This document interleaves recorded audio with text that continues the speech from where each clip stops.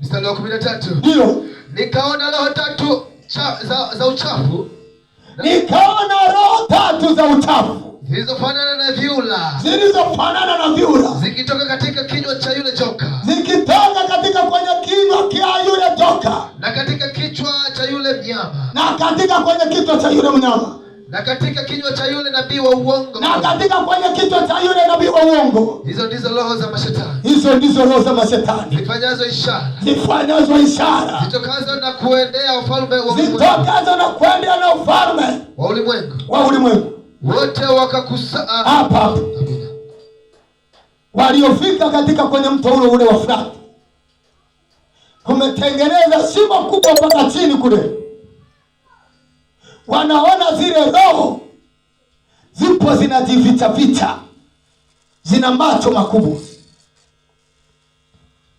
Haleluya! Zitakuja kuuzuru ulimwengu kwa spidi kali. Yaani mpamba hana habari na Mungu ndiye atakayepokea mapigo wa kwanza.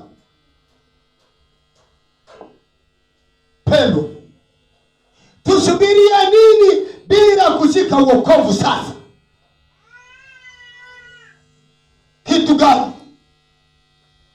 tutakachokiona cha kutufaa ili tukigangalie? Fedha zitupotezea Yesu kweli?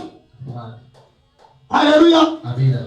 Majumba yatupotezea Yesu kweli?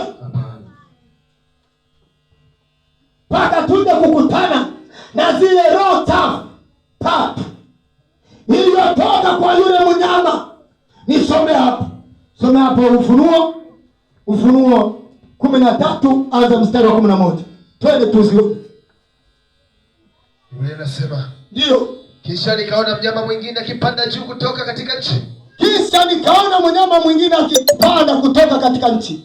Naye alikuwa na pembe mbili mfano wa mwana-kondoo. Na alikuwa na pembe mbili mfano wa mwana-kondoo. Akanena kama joka. Akinena kama joka. Naye akitumia uwezo wote wa mnyama yule wa kwanza. Na akitumia uwezo wote wa yule mnyama wa kwanza. Mbele yake. Naye aifanya dunia na wote wakao ndani yake wamsujudie. Na akaifanya dunia yote na wakaamo wote wamsujudie yule mnyama. Hapo tulia. Amina. Mwanadamu anakataa ibada, anapenda mpira. Mwanadamu anakataa ibada, anapenda disco.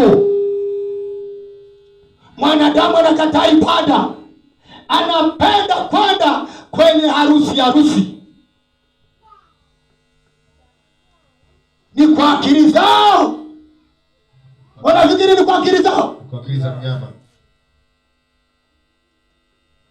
Sasa hivi ni Jumapili. Mabaya yamepakizana watu.